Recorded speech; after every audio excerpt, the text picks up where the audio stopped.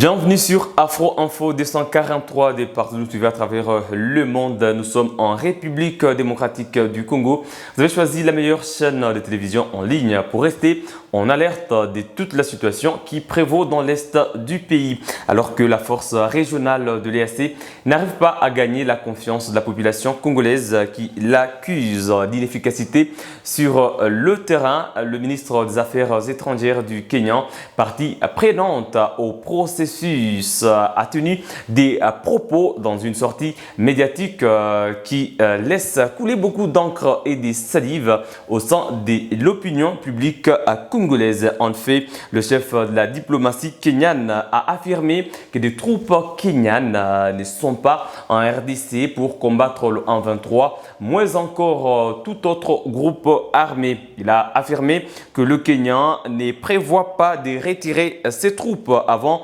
de trouver une solution à l'amiable. Le chef de la diplomatie kenyane a également évoqué des négociations possibles entre le gouvernement congolais et des groupes armés, notamment le M23 dans le cadre du processus de Nairobi.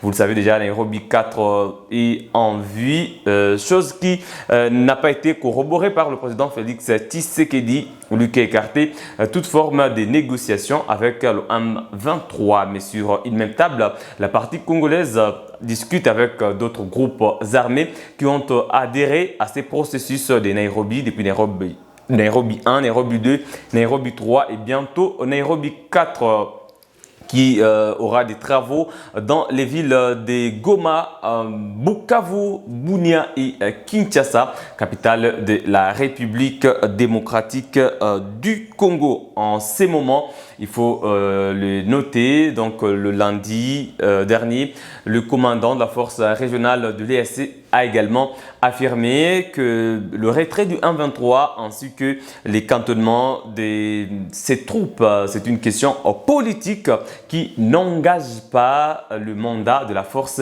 régionale de l'EAC. Vous savez, dernièrement, une réunion extraordinaire des ministres de la Défense des pays membres de l'EAC était prévue à Goma, mais reportée jusqu'aujourd'hui. Aucune date officielle n'a été communiquée pour la tenue de cette réunion extraordinaire qui devrait revoir ou réajuster, qualifier peut-être ou clarifier le mandat de la force régionale de l'EAC qui est jusqu'à présent controversé par la population congolaise. S'il ne s'agit pas des mandats offensifs, s'il n'y aura pas des combats comme l'a dit M.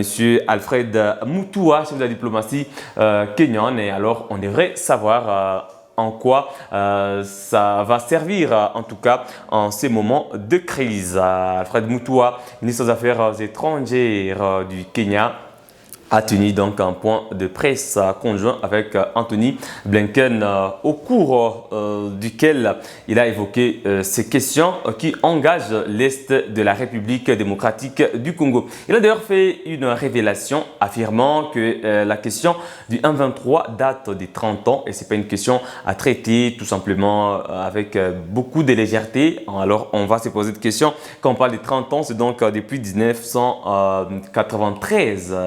Les populations qui vivent dans l'est de la RDC devraient peut-être nous répondre en commentaire si le 1-23 a existé en RDC depuis 1993 ou alors ils parlent d'autres groupes armés qui ont évolué et plus tard s'est constitué en mouvement du 23 mars. Nous attendons vos points de vue en commentaire et nous allons y revenir avec des experts en ces questions des Grands Lacs dans une émission critique actu. En ce moment, laissez-nous votre point de vue en commentaire au sujet de cette sortie du diplomate kenyan. Mais en ce moment, le peuple congolais attend de cette force régionale de l'EAC cette ouverture des routes principales, des certes agricoles qui alimentent la ville de Goma ou encore par les routes par lesquelles Goma envoie des vivres ou alors des non-vivres à l'intérieur de la province,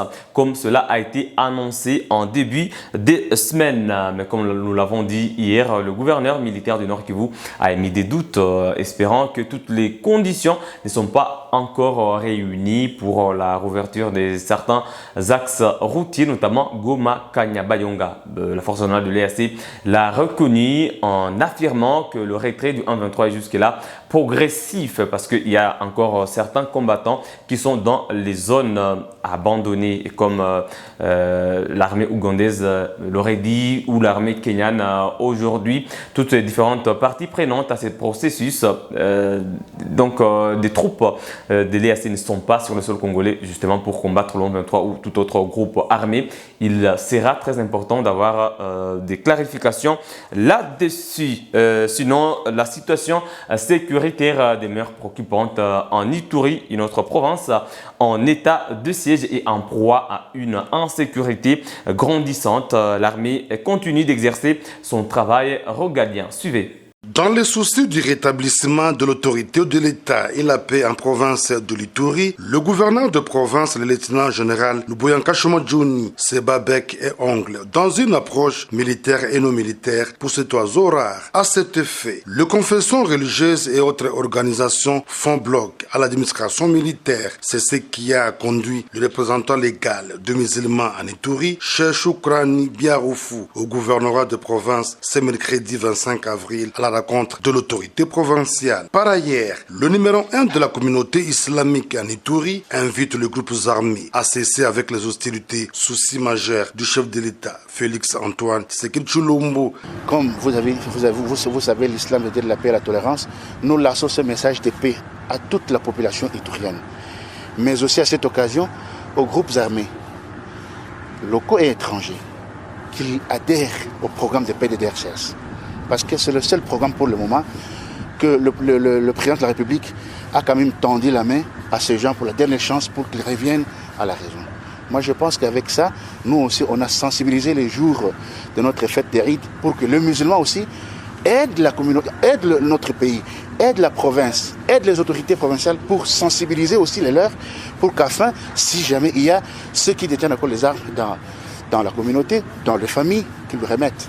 Le PDDRCS de Jean Anev, le chef d'entité islamique de l'Ituri, invite toutes les confessions religieuses à jouer pleinement son rôle d'accompagner ce processus, une approche basée sur la réconciliation de toutes les communautés pour un retour effectif de la paix. Toujours dans la province de l'Ituri, 20 criminels et voleurs des Renault ont été arrêtés par la police nationale congolaise. Reportage.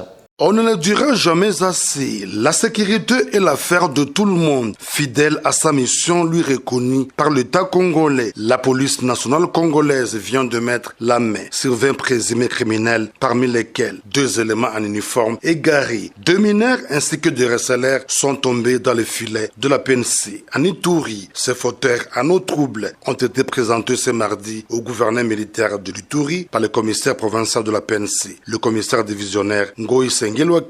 Le premier groupe est composé de 12 voleurs qualifiés, avec comme chef de bande Lassé Mbaya Ngwen, qui héberge chez lui 8 voleurs, dont la plupart sont des mineurs d'âge. Tout en félicitant cette action de la police, le gouverneur et commandant des opérations militaires en Ituri, le lieutenant-général Luboyanka Shomodjouni, attend de la justice de sanctions exemplaires. Je demande qu'on punisse ces éléments-là avec la plus grande rigueur. Quant aux mineurs, je pense qu'ils ont plus à faire que d'adhérer à une association de malfaiteurs. Donc ils méritent aussi un encadrement. Cette action de la police est saluée par le propriétaire de biens volés et retrouvés. Il continue avec les services qu'ils sont en train de rendre à la population. On m'a toujours dit que la police ne travaille pas bien, mais aujourd'hui, j'ai vécu ce que les gens ne m'ont jamais dit. J'en suis très content. Et je dis merci pour notre gouverneur. Et j'en suis très content pour tous les éléments qui ont aidé pour qu'aujourd'hui nous pouvons trouver nos biens. Ce qui nous a fait très mal, ce sont des petits enfants de rien du tout. Depuis l'avènement de l'état de siège en Ituri, le service de défense et de sécurité multiplie d'ardeurs pour établir la quiétude à Bunia et environ. C'est ce qui justifie la libre circulation des personnes et de leurs biens la nuit comme le jour depuis l'instauration de cette mesure exceptionnelle dans cette partie du pays. Et pour clôturer ce grand dossier, nous nous rendons à Kinshasa, capitale de la République démocratique du Congo. Le nouveau commissaire général de la police nationale congolaise affirme que la police reste engagée à protéger la population et ses biens, mais aussi à restaurer l'état des droits. Suivez.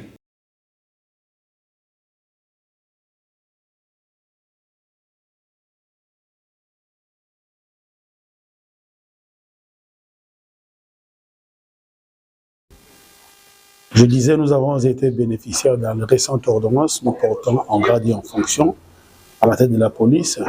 Et il va de soi que la police étant l'auxiliaire de la justice, nous présentons nos civilités au président de la Cour constitutionnelle, puis nous faire voir que voilà, nous appartenons désormais à la famille de ceux qui peuvent décider du sort de ces pays.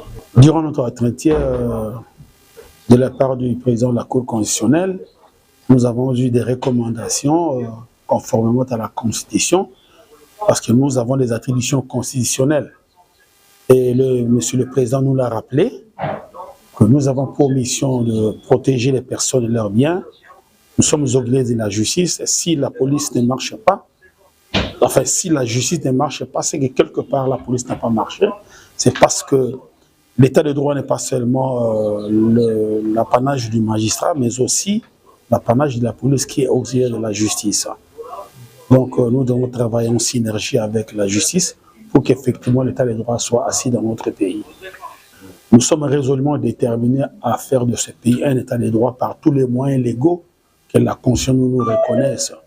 Et les Congolais peuvent compter sur nous, que nous allons faire de notre mieux pour que les choses aillent selon la vision chef de l'État.